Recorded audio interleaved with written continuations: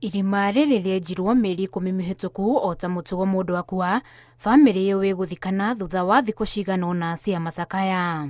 Ndũgamano ya kũrĩa Naftali Ontweka ĩgũthikwo ĩkĩyumĩria, mũtumia wake akĩendwo athikwo mũciĩ-inĩ kwao mwena wa Kamulu, Nairobi, no ariũ a nyina makĩhinyĩrĩria thikwo kwao gĩcagi kaunti-inĩ ya Kisii, ũndũ ũrĩa watindĩkĩrĩirie mũtumia wa Ontweka kũhanda cira igoti-inĩ. Tukiandaa mazishi yake hapa nyumbani kwake aliyozaliwa, vile mzazi wetu alituambia sisi tusikwe hapa nyumbani.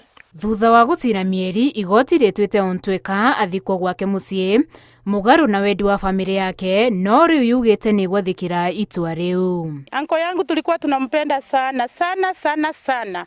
Amefanya mambo mingi, yeye ndiye alikuwa tegemeo yetu. Kama koti imeamua aende Kamulu, wacha tu aende kwa imani. Alikuwa ametuweka kwa pamoja, and then kuna maendeleo mengi, kuna watu wengi ameguza.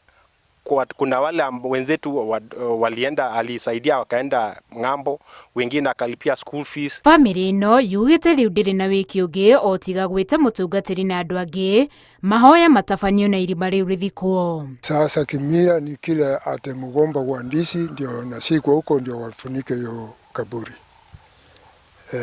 Sasa tutaenda kwa Christian way kuomba, alafu tufunike hiyo, tuite pastor na hata wale wengine. Naftali Ontweka arĩ mũteti wĩ ngumo nene gĩcigo-inĩ kĩa ũmbunge kĩa Bomachage Borabu na akuire mweri wa kana mwaka mũhĩtũku.